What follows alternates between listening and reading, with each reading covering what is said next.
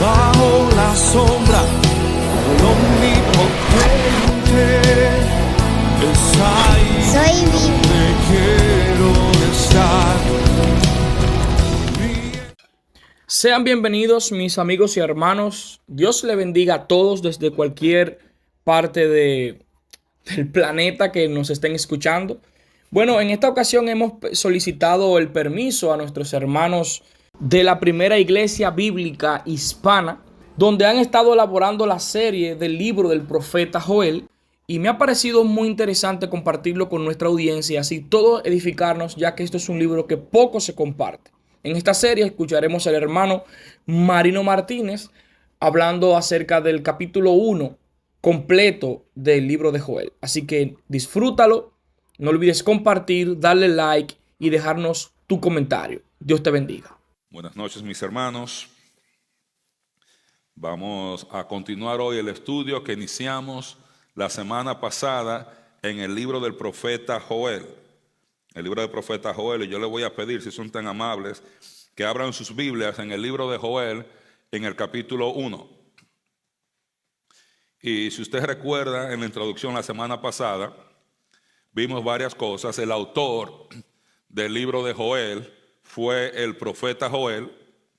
Dice el texto que el profeta Joel era hijo de Petuel, y ese nombre Joel significa Yahvé es Dios. La audiencia a quien se le escribió este libro fue el reino del sur, el reino de Judá. Ustedes bien recuerdan que después de Salomón, Israel como reino se dividió en dos: el reino del norte, que incluía 10 tribus y se quedó con el nombre de Israel, y el reino del sur, que tenía 2 tribus, Judá y Benjamín, que se le vino a ser conocido en ese tiempo como el reino de Judá. Joel tuvo su ministerio en el reino del sur, en el reino de Judá, que era donde estaba Jerusalén, que era la capital del reino de Judá. Samaria era la capital del reino del norte. Cuando el profeta Joel escribe, él escribe con el propósito de estimular al reino del sur a arrepentirse de su pecado para poder llegar a experimentar la liberación y las bendiciones de Dios ahora, y advertirles sobre un día venidero en el que Dios iba a juzgar a su pueblo severamente una vez más por su pecado, hasta el día en que ellos se arrepientan para poder recibir bendiciones abundantes y para siempre. Nosotros vamos a ver que en Joel escribe después de que una plaga de langostas había venido sobre la nación, sobre el reino. Y esa plaga de langosta había devastado todos los árboles, toda la vegetación, y destruyó toda la economía. La economía en ese momento era principalmente agrícola. Y de la agricultura se mantenían las ovejas, se mantenían los animales, se mantenían todos.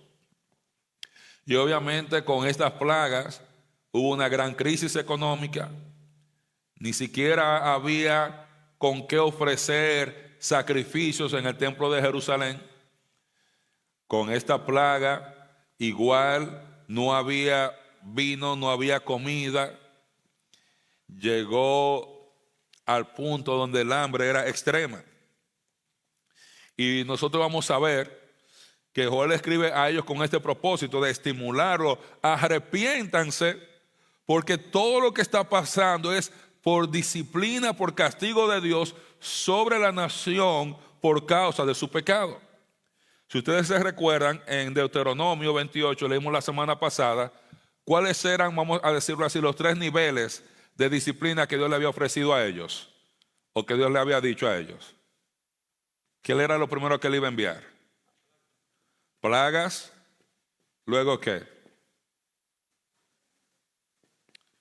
Ejércitos de otras naciones. Y luego, ¿qué? No habrán entre los dientes. Dispersión entre las naciones.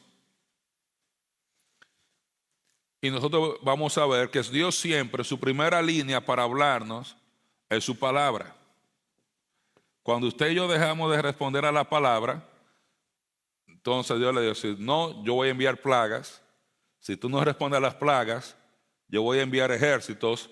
Si tú no respondes a eso y te arrepientes, yo te voy a dispersar entre todas las naciones. Y Joel está predicando, está ministrando en este tiempo. Ya Dios al reino del norte lo había juzgado con los ejércitos de Asiria, lo habían llevado al cautiverio en Asiria. El reino del sur iba a ser luego llevado en cautiverio a Babilonia. Y luego en el año 70, ellos fueron dispersados en todas las naciones. Y si usted sabe, la diferencia aquí es una nación, van todos a una nación, aquí están todos dispersos, como dice la palabra, por todas las naciones, que fue lo que pasó en el año 70, cuando ellos fueron castigados por matar al Mesías, fueron dispersados por todas las naciones hasta el año 48 del siglo pasado, 1948, cuando la nación de Israel fue restablecida una vez más como nación. Entonces, el tema de Joel es: Dios trae juicio, entiéndase, corrección divina sobre su pueblo para que ellos lleguen a volverse a Él y a experimentar su liberación y bendiciones antes de que llegue el día grande y terrible de Jehová.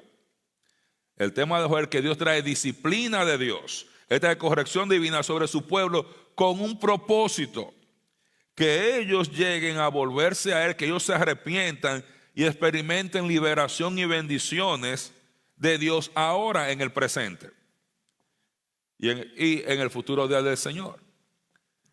Aquí vamos a aprender que el propósito de la disciplina de Dios no es destruir, sino que llamar nuestra atención para que nosotros nos volvamos a Él.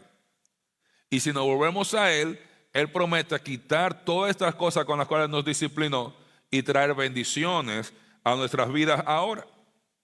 Y Él va a hablar de que hay un día de juicio más adelante que se conoce como el día del Señor. Eso lo aprendemos en escatología. El día del Señor es un periodo largo de tiempo en el cual el Señor tiene una victoria aplastante y definitiva sobre sus enemigos. Usualmente cuando usted ve la palabra día en la Biblia usada de esa manera, usualmente está hablando de juicio. El día de Jesucristo, del tribunal de Cristo, el día del Señor, refiriéndose a ese tiempo donde Él va a tener esa victoria en el tiempo de la tribulación sobre el mal y llegando en su segunda venida, destruyendo las fuerzas del falso profeta y de la primera bestia y estableciendo ese reino milenial después de esa victoria aplastante. Entonces Él está diciendo: mientras llegue ese día, si ustedes se mantienen en pecado y siguen alejándose, yo lo voy a seguir disciplinando. Si ustedes quieren disfrutar de bendiciones ahora aquí sobre la tierra, tienen que arrepentirse y dejar su pecado. O sea, el complemento, que es lo que se dice acerca del tema principal, es que Judá tiene que arrepentirse de su mal camino para poder experimentar la liberación de su castigo y llegar a experimentar las bendiciones de Dios en el presente, así como también en el día del Señor. Y el texto clave, y si usted puede memorizarlo, es 2 versos, pero si usted puede manejar este texto, va a ser excelente. Dice: rasgad vuestro corazón y no vuestros vestidos. Convertíos a Jehová vuestro Dios, porque misericordioso y clemente, tardo para la ira y grande en misericordia, y que se duele del castigo.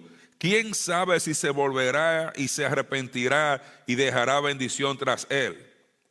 Esto es ofrenda y libación para Jehová nuestro Dios. El texto clave es: rasgad vuestro corazón y no vuestros vestidos. Dice: convertíos a Jehová vuestro Dios, porque Él es misericordioso, Él es clemente, tardo para la ira y en misericordia. Dice, y Él se duele en castigar. Hay gente que cree que Dios está contento de que estoy esperando que se porten mal para yo comenzar a castigarlo y darles. No, Él se duele en el castigo. Y Él es misericordioso. Y por eso el texto es la invitación a que clamen, arrepiéntanse, porque quién sabe si Dios se volverá y se va a arrepentir de todo el mal que Él ha traído sobre nosotros y va a traer bendición. Amén. Entonces este libro es corto, tiene 3 capítulos y vamos a ver 3 divisiones principales.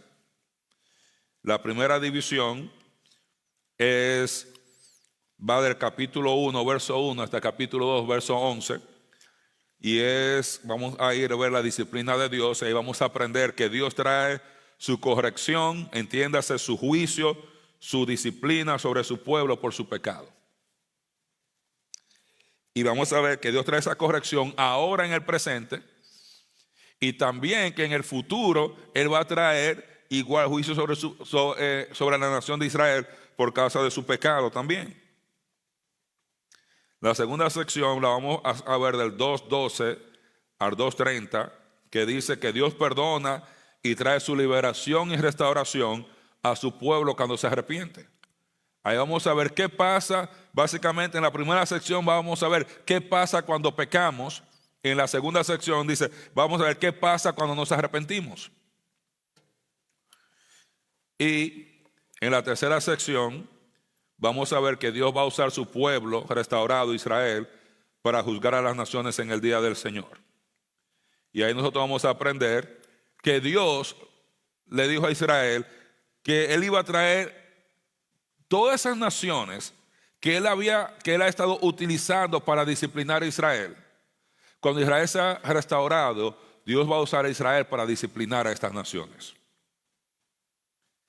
Cuando Israel se arrepiente y sea restaurado, Dios va a disciplinar a todas estas naciones. Y vamos a ver ahí en esa sección que Israel va a estar restaurado para siempre en el reino milenial y que Dios va a morar con ellos para siempre. Y Jerusalén va a ser de bendición y va a estar protegida de todos sus enemigos para siempre. Entonces, básicamente en esas 3 secciones vamos a ver 3 cosas. En la primera sección, si usted quiere ponerlo como pregunta, es ¿qué pasa cuando pecamos? En la segunda sección, ¿qué pasa cuando nos arrepentimos? En la tercera sección, ¿qué pasa cuando somos restaurados? Amén. Así que hoy vamos a aprender qué pasa cuando pecamos. La próxima semana, qué pasa cuando nos arrepentimos. Y en la siguiente semana vamos a aprender qué pasa cuando somos restaurados. Amén. Y por eso nos abrimos nuestras Biblias ahí en Joel capítulo 1, y vamos a considerar del 1 al 20. ¿Lo tenemos? La palabra de Dios dice de la siguiente manera: palabra de Jehová que vino a Joel, hijo de Petuel. Oíd esto, ancianos, y escuchad todos los moradores de la tierra. ¿Ha acontecido esto en vuestros días o en los días de vuestros padres? De esto contaréis a vuestros hijos, y vuestros hijos a sus hijos, y sus hijos a la otra generación. Lo que quedó de la oruga comió el saltón, y lo que quedó del saltón comió el revoltón, y la langosta comió lo que del revoltón había quedado. Despertad borrachos y llorad, gemid todos los que bebéis vino a causa del mosto, porque os es quitado de vuestra boca. Porque pueblo fuerte e innumerable subió a mi tierra. Sus dientes son dientes de león, y sus muelas, muelas de león. Asoló mi vid y descortezó mi higuera. Del todo la desnudó y derribó. Sus ramas quedaron blancas. Llora tú como joven vestida de cilicio por el marido de su juventud. Desapareció de la casa de Jehová la ofrenda y la libación. Los sacerdotes ministros de Jehová están de duelo. El campo está asolado, se enlutó la tierra porque el trigo fue destruido, se secó el mosto, se perdió el aceite. Confundíos labradores y gemid, viñeros por el trigo y la cebada porque se perdió la mies del campo. La vid está seca y pereció la higuera. El granado también, la palmera y el manzano, todos los árboles del campo se secaron, por lo cual se extinguió el gozo de los hijos de los hombres. Ceñíos y lamentad, sacerdotes, gemid, ministro del altar, venid, dormid en cilicio, ministros de mi Dios, porque quitada es de la casa de Jehová, de la casa de vuestro Dios, la ofrenda y la libación. Proclamad ayuno, convocad asamblea, congregad a los ancianos y a todos los moradores de la tierra en la casa de Jehová vuestro Dios, y clamad a Jehová. Ay del día, porque cercano está el día de Jehová, y vendrá como destrucción por el Todopoderoso. ¿No fue arrebatado el alimento de delante de nuestros ojos, la alegría y el placer de la casa de nuestro Dios? El grano se pudrió debajo de los terrones, los graneros fueron asolados, los alfolíes destruidos, porque se secó el trigo. Cómo gimieron las bestias, cuán turbados anduvieron los hatos de los bueyes, porque no tuvieron pastos. También fueron asolados los rebaños de las ovejas. A ti, oh Jehová, clamaré, porque fuego consumió los pastos del desierto, y llama abrazó todos los árboles del campo. Las bestias del campo bramarán también a ti, porque se secaron los arroyos de las aguas, y fuego consumió las praderas del desierto. Amén. Amén. Entonces, hoy vamos a aprender, como yo mencionaba con la primera pregunta, ¿qué pasa cuando pecamos? En la primera sección. Y nosotros vamos a aprender que cuando pecamos lo que pasa es, viene la disciplina de Dios. Y hoy vamos a hablar un poco acerca de la disciplina de Dios. La idea principal del pasaje que acabamos de leer, la idea principal es que Dios trae corrección, entiéndase, juicio, disciplina divina sobre su pueblo por su pecado para guiarlos al arrepentimiento. Dios trae corrección, juicio, disciplina divina sobre su pueblo por su pecado para guiarlos al arrepentimiento. Si usted se da cuenta aquí, ¿a quién está disciplinando Dios? A su pueblo. A su pueblo. Esto es importante entender porque hay dos palabras que se confunden mucho en la cristiandad y yo espero que a través del libro de Joel podamos clarificar, y es la palabra creer y la palabra arrepentimiento.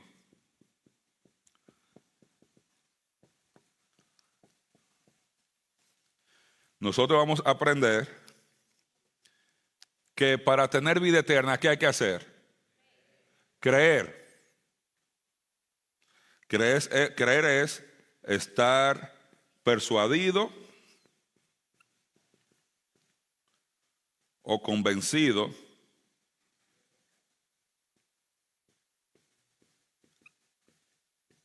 de que algo es cierto.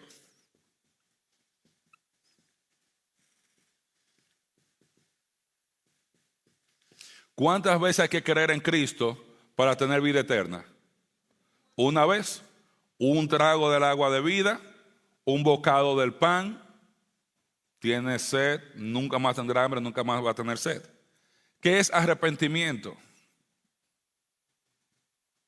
Nosotros vamos a aprender, arrepentimiento es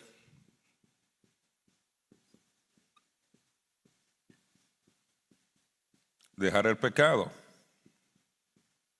Entiéndase, un cambio de conducta. ¿Cuántas veces una persona necesita arrepentirse? Muchas veces, muchas veces, muchas veces. Creer en Cristo, vamos a aprender, va a lidiar con consecuencias eternas en el sentido del destino eterno.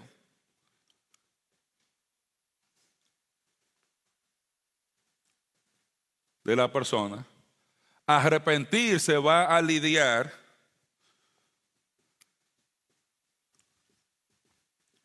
con el juicio temporal de Dios. Temporal de Dios, en el sentido de que es temporal porque es mientras estamos aquí sobre la tierra.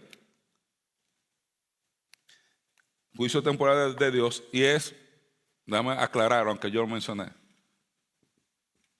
Aquí, sobre la tierra. Y eso lo vamos a ver en el libro de Joel. Y esto es importante, mis hermanos, porque hay veces que usted puede utilizar la palabra arrepentirse como si fuera sinónimo de creer, y usted puede llegar a entrar en confusión teológica por causa de esto.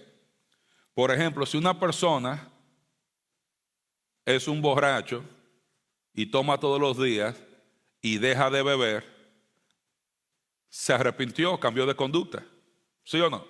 Ahora tiene vida eterna por eso, porque tiene que creer en Cristo. O sea, el cambio de conducta, que es una obra humana, en ese sentido es una obra.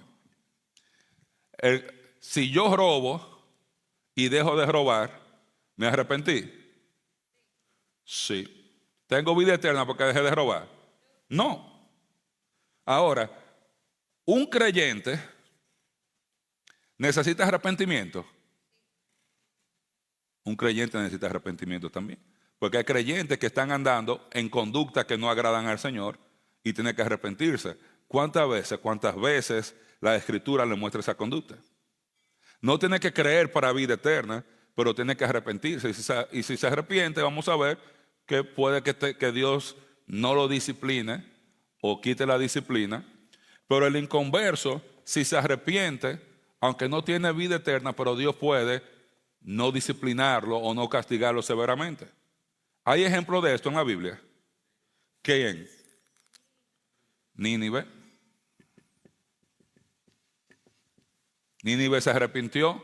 Eso quiere decir que todos los ninivitas tenían vida eterna y que van para el cielo. ¿Cuál fue el resultado del arrepentimiento de ellos? No fueron destruidos. No fueron muertos físicamente, no perdieron su vida física. Pero cuando ellos se arrepintieron, ellos salvaron su vida física.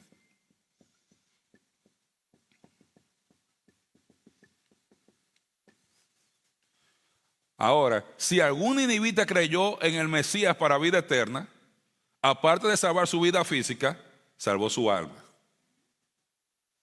Salvó su alma. Entonces, esto es importante porque esto es algo que usted va a encontrar en muchas discusiones. Dígame, Pedro. ¿Cómo fue? ¿En qué sentido?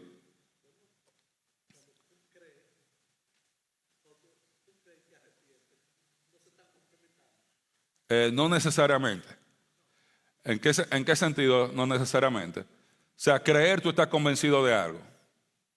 Por ejemplo, si una persona llega aquí y está borracho y escucha el mensaje Juan 3:16 y cree en Cristo para vida eterna, él no ha dejado de beber. Él no ha cambiado su conducta todavía. Mucha gente, si el inconverso, por ejemplo, una persona se arrepiente y comienza a cambiar sus conductas, puede volverse más sensible a la palabra de Dios y responder mejor.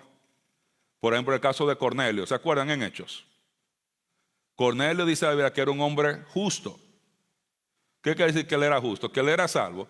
No, que desde el punto de vista de Dios en cuanto a su vida aquí sobre la tierra, él hacía las cosas que tenía que hacer.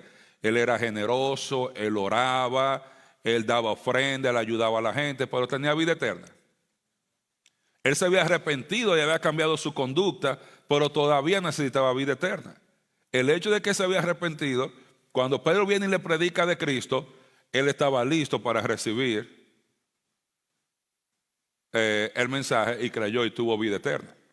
Entonces muchas veces pueden ocurrir al mismo tiempo arrepentimiento y la persona creer en Cristo para vida eterna, puede ocurrir al mismo tiempo, pero no necesariamente. No necesariamente. Todos conocemos personas que han creído en Cristo para vida eterna y han seguido caminando en pasos que no deben caminar. Tienen que arrepentirse, son salvos, pero creyeron en Cristo, tienen que arrepentirse de su conducta y dejar el pecado. O sea, y como creyentes estamos llamados a arrepentirnos. Porque el problema está, y volviendo a lo que dice, pues, que muchas personas creen que el arrepentimiento es para los no salvos. Y tanto salvos como no salvos tienen que arrepentirse cuando están en pecado. Si usted va a Apocalipsis y ve las iglesias de Apocalipsis, se le manda que a las iglesias de Apocalipsis. Hay 7 iglesias y hay 5 de ellas que se le manda a arrepentirse, a creyentes. El hijo pródigo es un ejemplo del arrepentimiento. La oveja perdida en Lucas 15 es un ejemplo de arrepentimiento. La moneda perdida, un ejemplo de arrepentimiento. Y por eso hay que aclarar esto, porque son palabras, hermano, es difícil de manejar este concepto. Porque en la mayoría de nuestros países escuchamos a la gente usar creer y arrepentirse como sinónimos. Arrepiéntete, queriendo decir, tú tienes que creer en Cristo para tener vida eterna. Y muchas veces el mensaje no está claro. Porque si arrepentirse es dejar algo, digo, bueno, yo me arrepentí, yo dejé toda la calle y ahora estoy. No, si tú has dejado dejaste la calle, pero no creíste en Cristo para vida eterna, tú simplemente te vas a dejar el mundo siendo un mejor lugar, pero como quiera te va a ir al infierno. Si no has creído en Cristo para vida eterna. Tú vas a dejar el mundo un mejor lugar porque tú fuiste mejor ciudadano, mejor ser humano, pero no somos salvos ni tenemos vida eterna por ser mejores seres humanos. Somos salvos por creer en Cristo. Nosotros vamos a ver, ahora navegando el texto, usted va a ver cómo Joel habla y usted va a ver y se va a dar cuenta de lo que estamos hablando. Hay 3 principios que vamos a aprender hoy acerca de la disciplina de Dios. Número 1, Dios disciplina la dureza de corazón. Dios disciplina la dureza de corazón. Mira lo que dice la palabra. Que vino la palabra de Jehová a Joel, hijo de Petuel, dijo: oíd estos ancianos y escuchad todos los moradores de la tierra. ¿Ha acontecido esto en vuestros días o en los días de vuestros padres? De esto contaréis a vuestros hijos y vuestros hijos a sus hijos y sus hijos a la otra generación. Lo que quedó de la oruga comió el saltón, y lo que quedó del saltón comió el revoltón, y la langosta comió lo que del revoltón había quedado.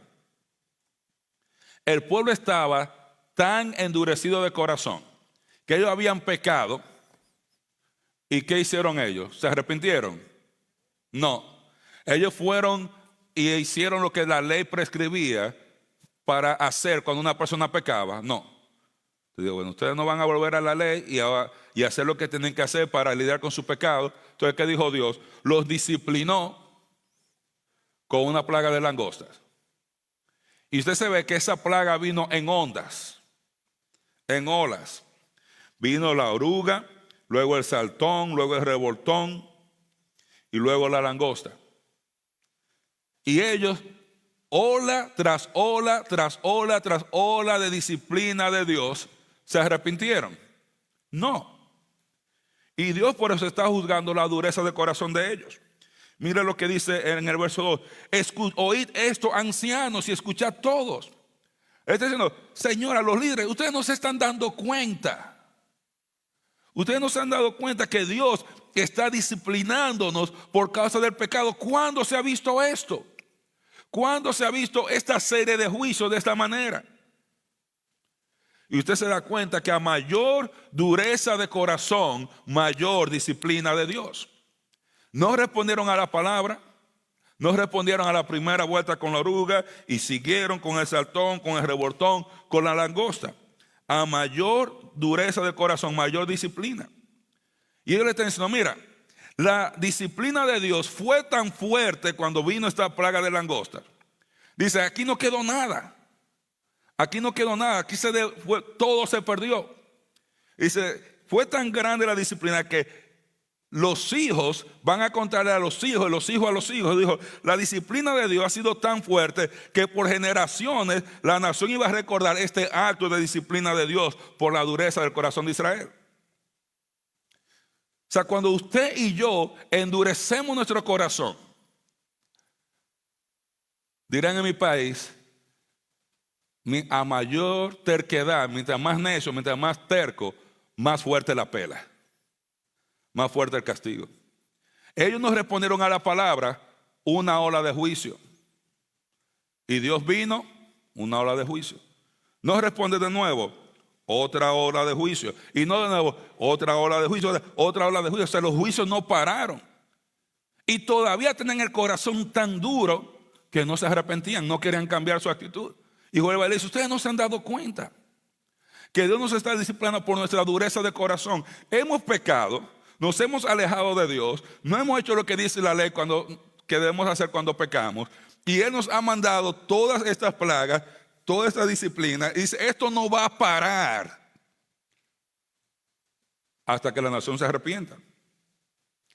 A mayor dureza de corazón, mayor disciplina. ¿Qué está diciendo este hermano? Mire, en un sentido, usted y yo nunca vamos a romper la ley de Dios. La ley de Dios siempre nos va a romper a nosotros. Es como el huevo y la piedra. Si usted le tira el huevo a la piedra, ¿quién se rompe? Y le tira la piedra al huevo, ¿quién se rompe? El huevo, usted es el huevo. La ley de Dios es la piedra. Usted nunca va a romper la ley de Dios. La ley de Dios nos va a romper a usted y a mí si la violamos. ¿Por qué? Porque trae disciplina de Dios. Dios no está preguntando, ustedes han aceptado a Cristo en su corazón. Ustedes tienen vida eterna, ustedes son salvos, siempre salvos. Porque cuando se trata de pecado, Dios va a castigar y la ira de Dios no discrimina en ese sentido.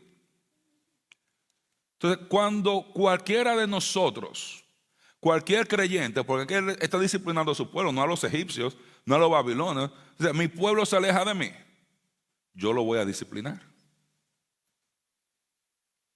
Yo lo voy a disciplinar. Si yo como creyente decido pecar e ignorar la ley de Dios, ¿qué yo estoy llamando? Disciplina y juicio de Dios sobre mí. Sobre mí. Dios disciplina la dureza de corazón. Por eso, mis hermanos, cuando usted escuche en el mensaje, en el sermón, en el estudio bíblico, o usted está leyendo en su casa la Biblia y la Biblia te confronta, ¿usted sabe qué es lo que usted debe hacer? Mano, si hay un pecado que confesar, confiéselo. Y si hay una actitud que usted tiene que dejar, déjela. Si hay una acción que debe cambiar, cámbiela. No espere que le manden las langostas. Y a algunos de nosotros nos encantan los paseos en ballenas. Otros nos encantan las langostas. Hermano, ¿por qué? Si la nación de Israel hubiera respondido a lo que la Biblia dice en la ley y ellos simplemente hubieran dicho que pecamos, vamos a dejar el pecado, ofrecer su sacrificio, seguir adelante, todo hubiera estado bien. Pero por su dureza de corazón de Dios, que ustedes no están escuchando. Y por eso, mis hermanos, hay veces que Dios permite que nosotros escuchemos el sermón, hay veces que Él nos hace vivir el sermón. Porque si usted responde a la palabra bien, usted lo escucha, decimos a mi padre, usted aprende en cabeza ajena. Eso le pasó a Israel, yo no lo voy a hacer. Pero si usted dice, Dios disciplinó a Israel, su pueblo, a quien Él le dijo, el Mesías, el Salvador del mundo va a venir de aquí, la capital eterna va a ser Jerusalén, y aún así lo disciplinó de esta manera, ¿qué no será usted y a mí, mi hermano? Dios disciplina la dureza del corazón. Y aquí viene el segundo principio. Cuando se trata de pecado, la disciplina de Dios no discrimina. La disciplina de Dios no discrimina. Muchas veces pensamos que la disciplina de Dios va a alcanzar a todo el mundo menos a mí. No, hermano, la disciplina de Dios no discrimina. Es interesante que Pablo dice en Romanos capítulo 1, porque la ira de Dios se revela en contra de ¿qué? ¿Alguien sabe en contra de qué? Romanos capítulo 1. Toda impiedad e injusticia de los hombres que detienen la verdad. No dice que la ira de Dios se revela en contra de los inconversos. No que se revela en contra, dice, de toda injusticia e impiedad, que no importa quién la cometa. Si un creyente, si un inconverso roba, ¿Dios puede disciplinar y castigar a ese inconverso? Claro que sí, hermano. ¿Y si un creyente roba? Hermano, ¿qué usted cree que yo estoy salvo del infierno? Yo no voy, no importa lo que yo haga, yo no voy a ir al infierno porque yo creo en Cristo para vida eterna. No depende de lo que yo haga. Pero hermano, yo no me salvo de la disciplina de Dios. No me salvo de la disciplina de Dios. Nadie está exento de la disciplina de Dios. Nadie. Si el pastor peca, Dios lo disciplina. Los ancianos pecan, Dios los disciplina. Los diáconos pecan, Dios los disciplina. Los músicos pecan, Dios los disciplina. Los hermanos que no están en ningún ministerio, Dios los disciplina. Los visitantes, todo el mundo, hermano. No hay nadie. Y usted sabe que es interesante acerca de la disciplina de Dios. Que la disciplina de Dios muchas veces viene como situaciones de la vida. Como situaciones de la vida. Aquí, ¿qué pasó? Una plaga de langosta. Y si usted quiere resumir todo lo que dice ese capítulo 1 ahí, del 5 al 12, ¿usted sabe qué hizo Dios? Destruyó la economía. Eso fue lo que hizo la plaga de langosta. Destruyó la economía. Y ahora, ¿qué dice de versos 5 al 7? Miren los borrachos, despiértense. Lloren, giman. Todo lo que bebéis vino a causa del mosto, porque ¿qué le fue quitado? El mosto, el vino. Dios le quitó el vino. No le quitó la vida eterna. No le quitó salvación, le quitó el vino.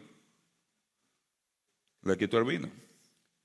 Y le dice la razón, porque pueblo fuerte e innumerable subió a mi tierra, y sus dientes son dientes de león, y sus muelas muelas de león.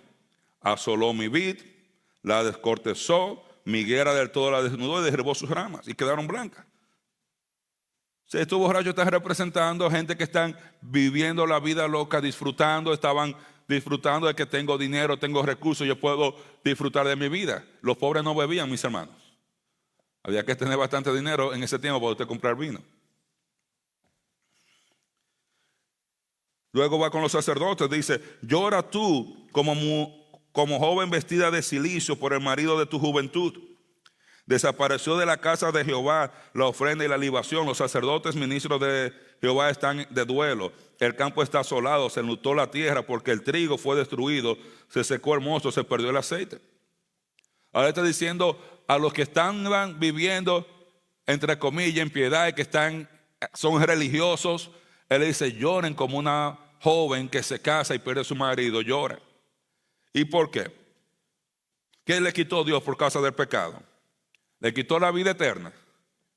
¿Qué le quitó? El trigo, el mosto, el aceite. Ya no había dinero ni para la ofrenda en el templo ni para la libación. ¿De qué vivían los sacerdotes, mis hermanos? De las ofrendas. O sea que los que estaban en la calle, quizás muy seculares viviendo, Dios los disciplinó. Estos que están metidos aquí en el templo por su pecado, Dios también los disciplinó. La disciplina de Dios no discrimina. Y luego los labradores, los que iban y sembraban y vendían y hacían sus negocios. Confundidos labradores.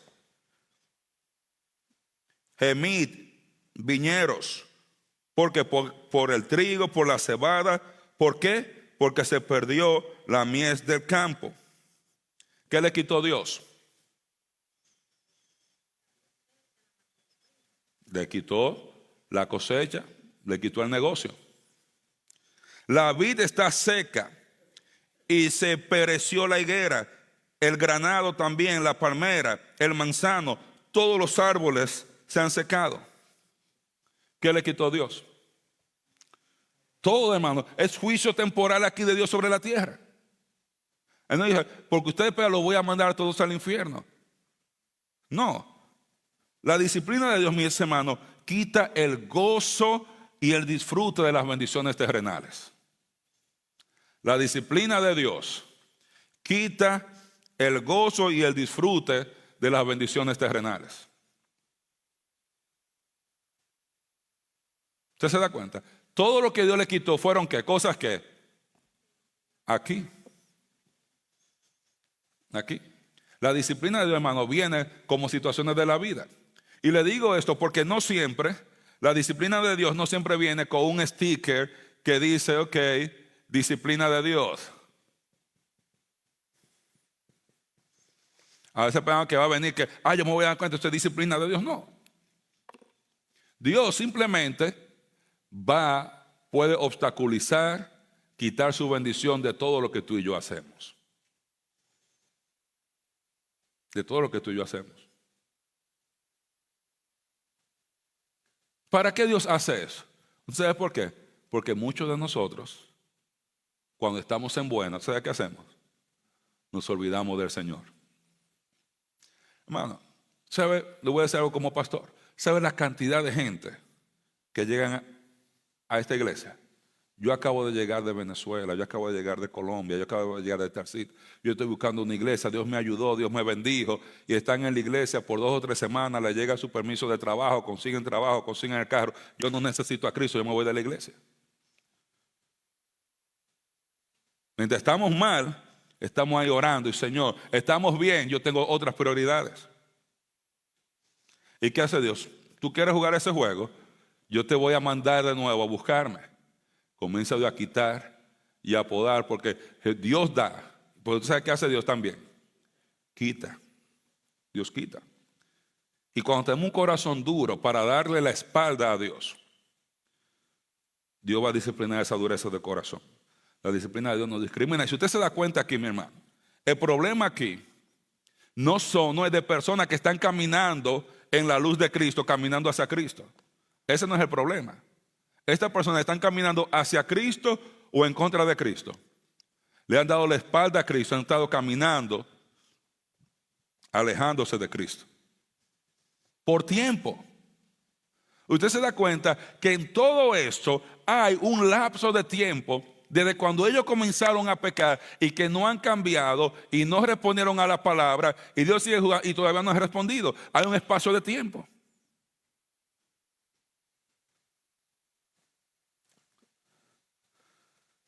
Hay un espacio de tiempo. Creer algo que ocurre en un instante. Si usted está caminando en la luz, usted confiesa su pecado y sigue su marcha, porque todos pecamos, aunque estamos caminando en la luz. El arrepentimiento viene para aquellos que se han alejado de la luz, están caminando como el hijo pródigo hacia un país lejano, caminando en vía contraria, y le han dado la espalda al Señor. ¿No conocemos usted y yo creyentes que le han dado la espalda al Señor? Nosotros no conocemos nosotros creyentes, personas que han creído en Cristo, que han ministrado en la iglesia, que han sido pastores, líderes de adoración, que han sido maestros de escuela dominical, predicadores y le han dado la espalda al Señor. ¿Qué hace Dios? Los disciplina. Dios no le está preguntando, mira, tú aceptaste a Cristo como tu Salvador, tú fuiste a la iglesia, tú eres miembro. Dios no tiene que ver con eso. Si usted le da la espalda al Señor, Él va a llamar tu atención. Entonces Dios disciplina la dureza de corazón y cuando se trata de la disciplina de Dios no discrimina. Nadie está exento de la disciplina de Dios. Y esa disciplina siempre va a venir como situaciones de la vida y Dios quita el gozo y el disfrute de todas las bendiciones terrenales. Ahora no hay dinero aquí para pagar los biles, no hay dinero para producir nada, no hay dinero para hacer nada. Ahora Dios tiene la atención de ellos. Y usted sabe qué es lo interesante. Cuando Dios comienza su proceso de disciplina, ¿quién lo puede usted salvar de la disciplina de Dios? Nadie. Solo Dios tiene el poder de librar de sus juicios. Solo Dios, ese es el principio, solo Dios tiene poder de librar de sus juicios. Nadie. Si Dios dijo, William, yo te voy a disciplinar, no hay esposa, no hay hijos, no hay dinero, no hay posición, no hay papeles, no hay green card, no hay visa que lo proteja. Hermano, igual, ni tú y yo, hermanos, no somos invencibles. Algunos creemos que somos invencibles, que no vamos a pecar, o creemos que yo tengo el pecado bajo control. Yo lo tengo bajo control. Yo peco hasta cierta extensión, pero yo lo tengo y cuando yo quiera yo lo dejo. Yo se lo digo porque yo soy médico, yo vivo de eso. No, doctor, yo fumo y eso de vez en cuando, pero yo no soy adicto. Cuando yo quiera yo lo dejo, yo lo he dejado antes. ¿Y por qué lo cogiste de nuevo? No, yo bebo, pero yo tengo mi alcohol bajo control. ¿Por qué? No, porque cuando yo quiera yo lo dejo. ¿Y por qué no lo has dejado? No, yo lo dejé una vez. ¿Y por qué lo cogiste de nuevo? Antonio, yo no voy a interpretar la tos suya.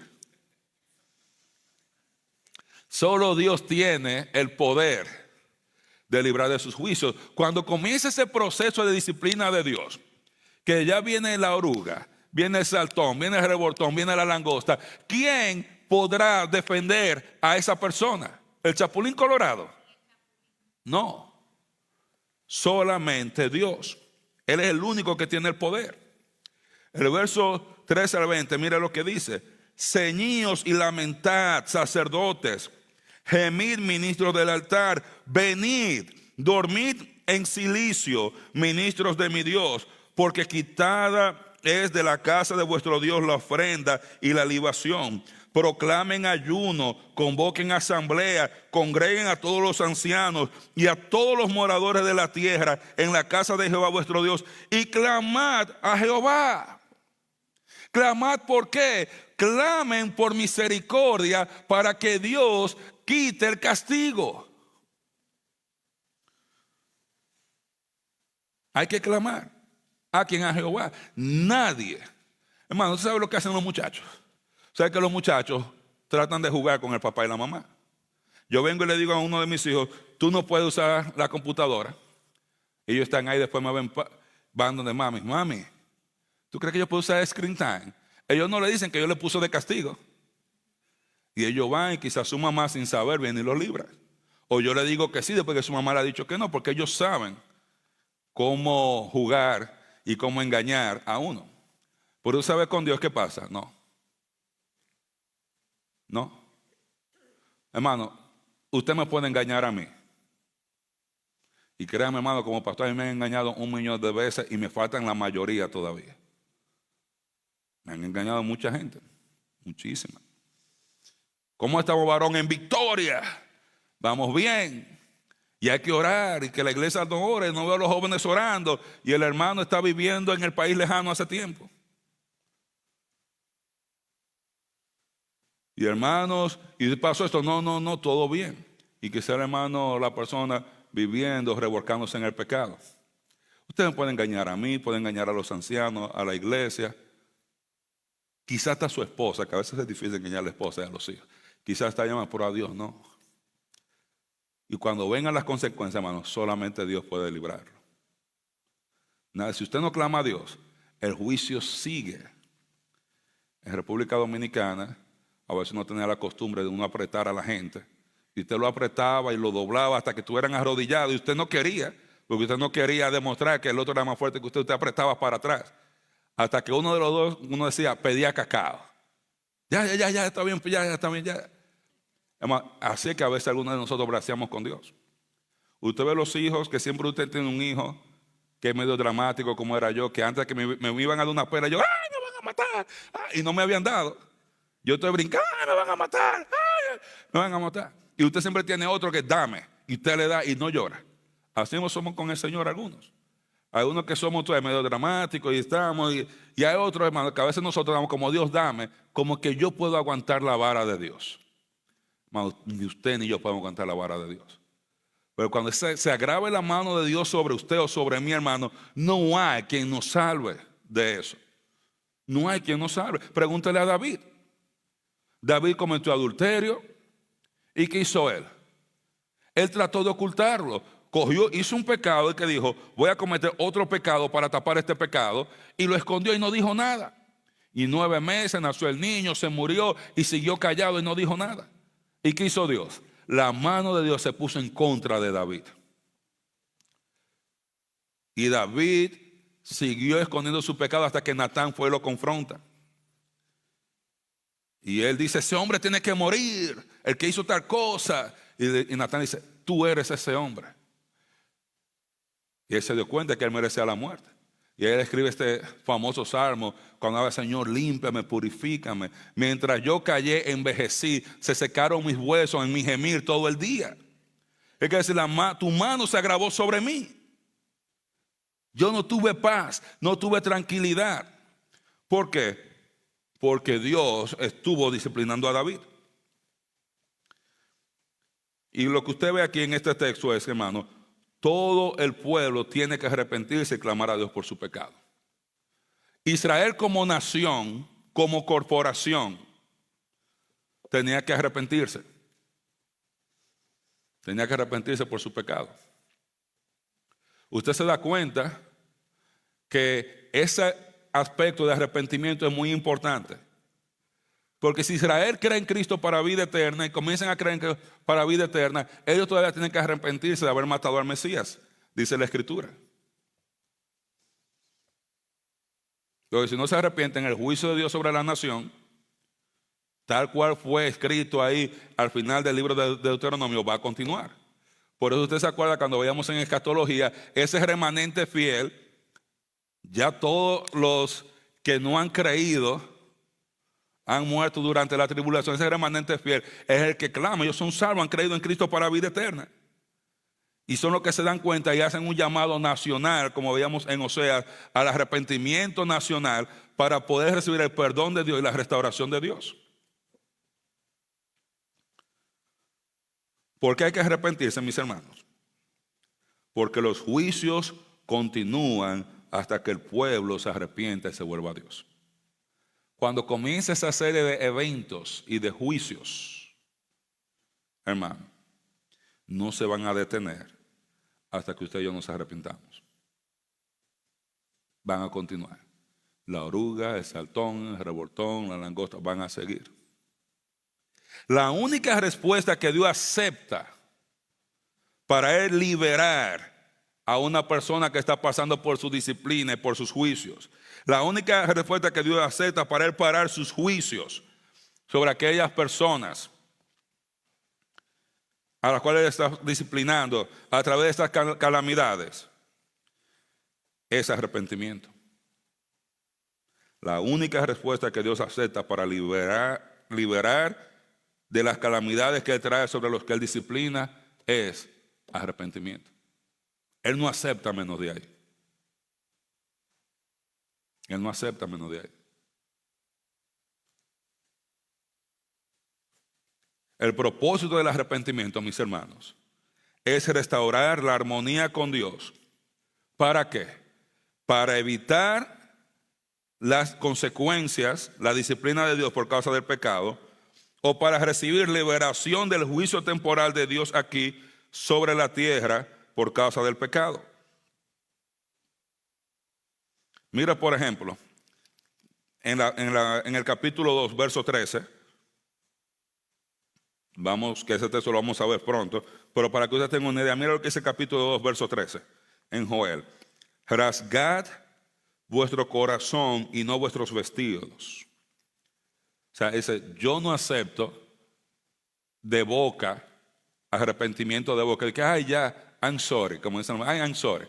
Y dice, no, rasguen vuestro corazón y no vuestros vestidos, porque yo sé, cuando usted lo dice de boca, lo hace de corazón.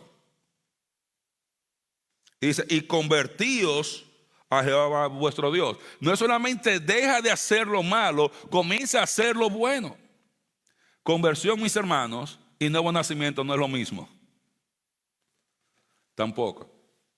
Algo que estaba hablando con uno de los líderes, porque en nuestras Biblias dice la conversión de Pablo, la conversión del eunuco, y pareciera que lo ponen como si fuera equivalente convertirse a nacer de nuevo. Siempre para nacer de nuevo es creer, es la palabra que la Biblia utiliza. Tener fe. Convertirse significaba dejar lo anterior para comenzar a hacer lo correcto. Dice, rasguen vuestro corazón y no vuestros vestidos y convertíos a Jehová vuestro Dios. ¿Por qué? Porque misericordioso es y clemente, tardo para la ira y grande misericordia, ¿qué dice el texto? Se duele del castigo. Dice, arrepiéntanse, conviértanse, o sea, convertirse de andar mal, ahora comenzar a andar bien, porque Dios, Él le duele castigar a su pueblo, Él se duele del castigo. Él se duele del castigo. Y mira lo que dice el verso 14, ¿qué pasaría si el pueblo se arrepiente? ¿Quién sabe si se volverá y se arrepentirá y en vez de dejar todo ese castigo y maldición, ¿qué dejaría él? Bendición tras él, esto es ofrenda y libación para Jehová vuestro Dios. ¿Qué le está dejando si ellos se convertían? ¿Vida eterna o si ellos se arrepentían? Vida eterna. No, Él está dejando bendición. Aquí, sobre la tierra. Tenían disciplina, castigo aquí sobre la tierra, es bendición aquí sobre la tierra. Y esa bendición era ofrenda y libación, restauración de la comunión con Dios. Una vez más como nación en el templo, ofreciendo los sacrificios y las ofrendas. Vaya al verso 14, al verso 15, dice: tocad trompeta en Sión, proclamad ayuno, convocad asamblea, reunir al pueblo, santificar la reunión, juntar a los ancianos, congregar a los niños y a los que maman, salga de su cámara el novio y de su tálamo la novia. Está diciendo, todo el mundo tiene que venir. Todo el mundo tiene que venir. Como el cuento de Pepito, que le dice a la profesora a Pepito: Pepito, si yo estoy conjugando el verbo robar, digo yo robo, tú robas, él roba, nosotros robamos, ¿en qué tiempo está? Dice, eso es tiempo de arrepentirse, profesora. Tiempo de arrepentirse. Dice, todo el mundo tiene que venir.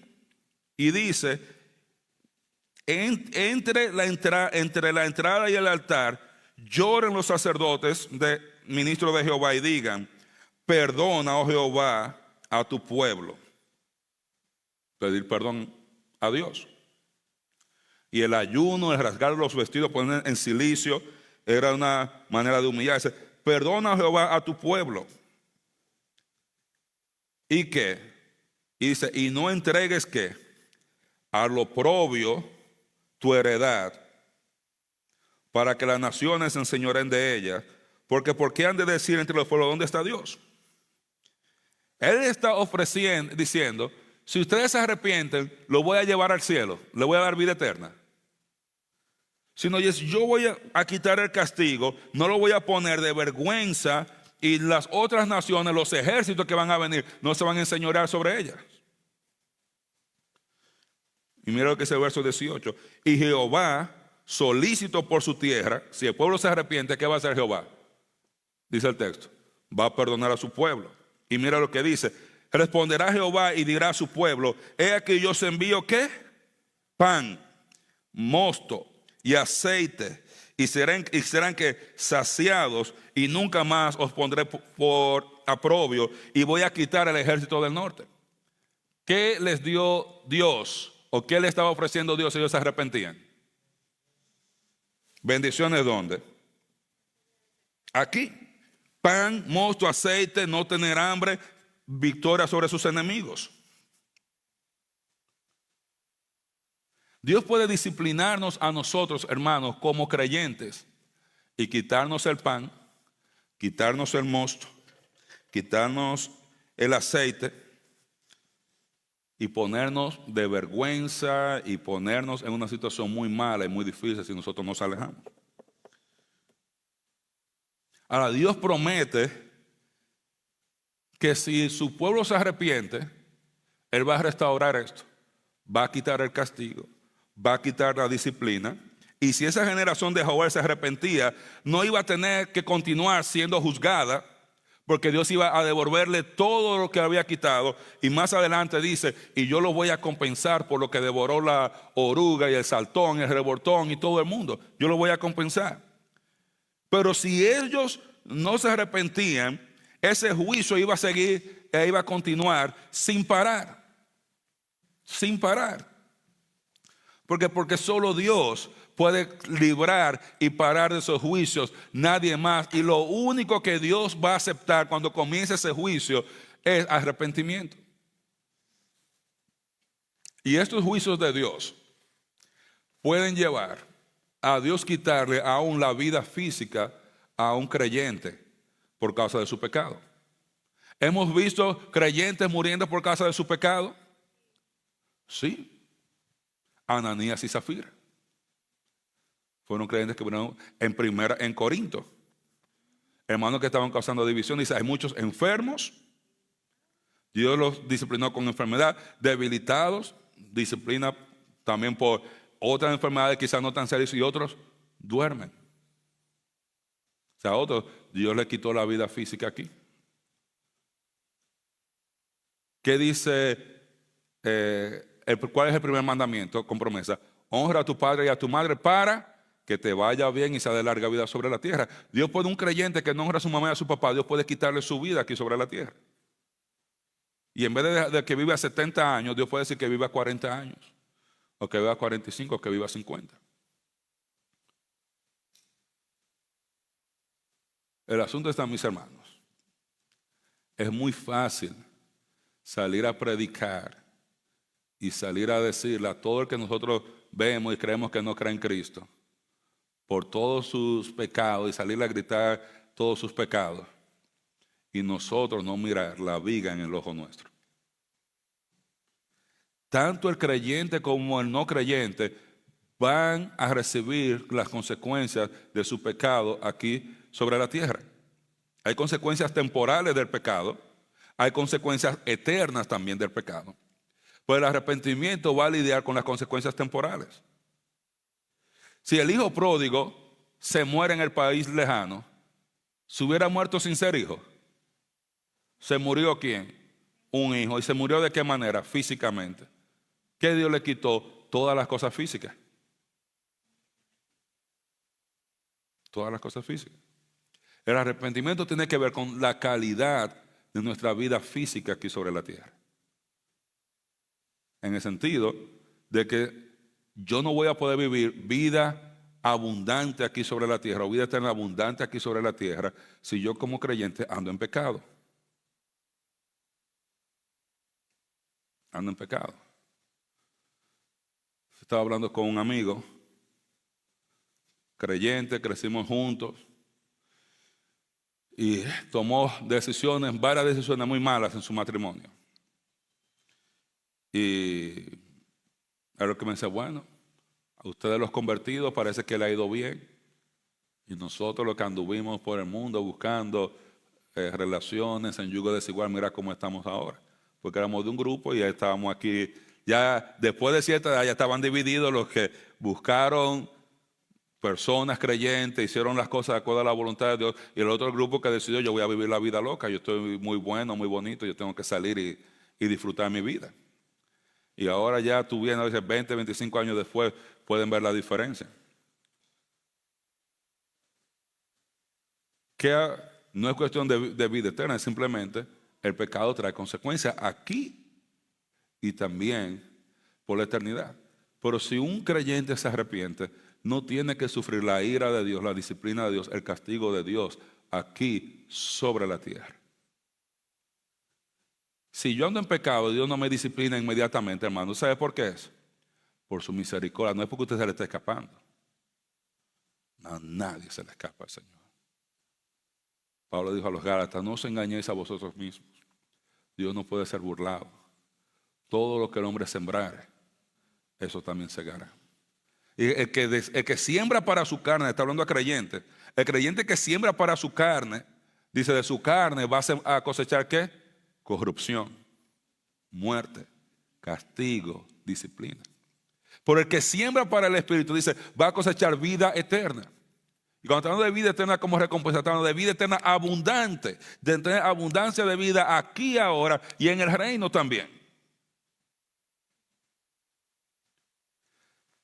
Hermanos, como creyentes, usted y yo estamos exonerados del juicio del gran trono blanco. Usted y yo no vamos a dar cuenta en el juicio del gran trono blanco delante de Dios para ver si somos salvos o no somos salvos, o si vamos al infierno o no. Pero no estamos exonerados de la disciplina de Dios aquí sobre la tierra, número uno. Y le digo esto porque mucha gente dice, no, hermano, porque si usted le predica a la gente que solamente cree la gente va a pecar, hermano, hay que predicar lo que dice la Biblia, punto. No importa lo que usted piense. Y número dos, hermano, Dios disciplina. Dios disciplina a nadie, creyente o no creyente. Creyente o no creyente. Dios disciplina. Dios disciplina. Usted va a la iglesia Tiatira y dice, ustedes toleran a esa Jezabel que profetiza, se pone a mis siervos a fornicar, etcétera. Dice, yo la voy a arrojar en cama, enferma, a ella, en tribulación, y a todo lo que le están haciendo el coro a ella, a todo lo que se están participando con ella también. Son hermanos creyentes que están en la iglesia con un relajo en medio de la iglesia, creyendo que se pueden salir con la suya. Y dice Jesús, cuando está hablando, dice, yo le he dado tiempo para que se arrepienta. Hermano, usted nunca va a correr más rápido que sus pecados. Yo recuerdo en béisbol, uno dice, nadie corre más rápido que la bola. Porque a veces uno creía que yo podía dejar la bola y correr y que no me iban a sacar. Ahora ya no, tú comienzas a correr. Cuando tiran la bola, nadie corre más rápido que una pelota. Usted y yo nunca vamos a correr más allá que nuestros pecados. Nunca vamos a burlar a Dios. Y lo otro, hermano, no estamos exonerados del tribunal de Cristo. Tenemos que dar cuenta en el tribunal de Cristo. Entonces, ¿cuál es la enseñanza para nosotros, hermanos? Si escuchamos hoy su voz, como dice el salmista, no endurezcáis vuestro corazón. Hermano, si usted escucha la palabra de Dios, no tome la actitud que algunos tomamos, de que el pastor le cogió conmigo, al hermano le cogió conmigo, a William le cogió conmigo, hermano. Nadie tiene tiempo para eso, estamos muy viejos para eso, hermano. Yo estoy tratando de ver cómo disciplino a mis hijos, cómo me disciplino yo. Yo no ando, nadie anda aquí, que déjame ver qué le pasa a Julián o a Víctor, nadie tiene tiempo para eso. Si tú escuchas las voces de Dios, hermano, responde mejor a la palabra y no esperes que venga la disciplina. Cuando ese proceso comience, no hay nada que vaya para ese proceso, a menos que nosotros nos humillemos, nos arrepintamos. Y como creyentes queremos vivir vidas plenas aquí sobre la tierra. Como creyentes queremos tener vida abundante aquí sobre la tierra. Como creyente yo no quiero perder mi vida física y morir porque Dios me quite la vida física por causa de mi pecado y perder la oportunidad de reinar con Cristo, porque si no termino bien, no voy a reinar. Hay que terminar bien para reinar con Cristo. Todos los creyentes van a entrar en el reino, solamente van a reinar los que terminan bien. Pregúntele a Salomón, Dios disciplinó a Salomón. Dios disciplinó a David. ¿Qué pasó con David? David era un hombre conforme al corazón de Dios. Y by the way, va a estar por arriba de nosotros. Allá. Quizás pensamos, ay, que ese David tan malo. Yo no he matado, de hecho, hermano, él ha sido mejor creyente que nosotros. Pero Dios disciplinó a David. Él era creyente. Y dice que va a ser vicerrey allá en el reino. Él quería edificar el templo. ¿Qué dijo Dios? No. Él quería tener paz. Dios dice, nunca vas a tener paz en tu reino. Se quedó con los materiales para hacer la casa de Dios. Con todo el deseo de tener paz, se quedó escribiendo canciones. Nunca tuvo la oportunidad de estar en ese primer servicio en el templo de Salomón. Moisés. Dios disciplinó a Moisés. Óyeme, ¿por qué? ¿Y qué es eso de que le dio una piedra 2 veces? Mano, orgullo, enojo. Dios disciplinó a Moisés. Va a reinar con Cristo, pero tuvo consecuencias aquí sobre la tierra. ¿Cuál fue su consecuencia?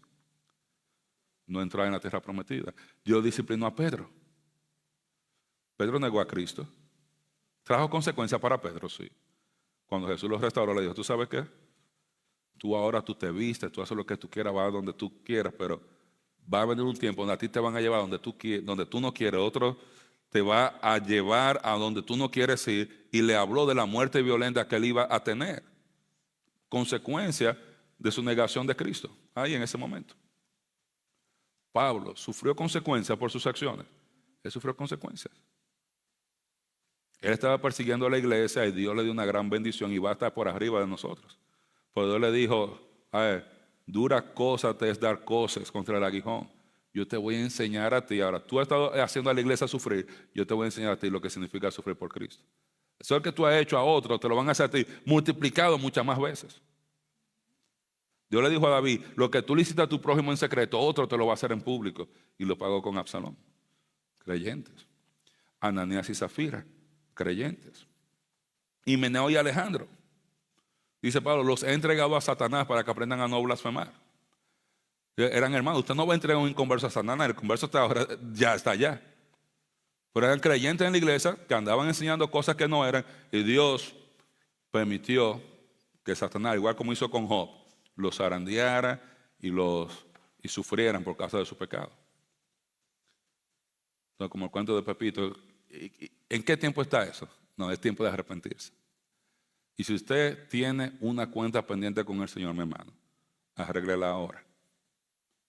A veces, estudiando esto, yo me puse a pensar, Señor, ¿cuántas cosas de mi vida andan mal ahora mismo? Quizá porque yo he tenido actitudes que no debiera tener, o no he hecho cosas. Y no estoy diciendo que todo lo malo que nos pasa es disciplina de Dios, castigo de Dios.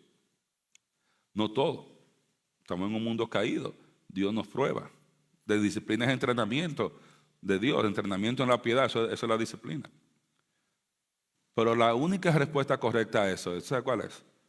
Usted, cada vez que usted peque, confiese su pecado y siga adelante, no deje la cuenta larga con Dios. Si en la predicación, si en el mensaje, usted escucha la palabra de Dios, le habla, hermano, deje eso, cambie esa acción y siga adelante en su vida cristiana.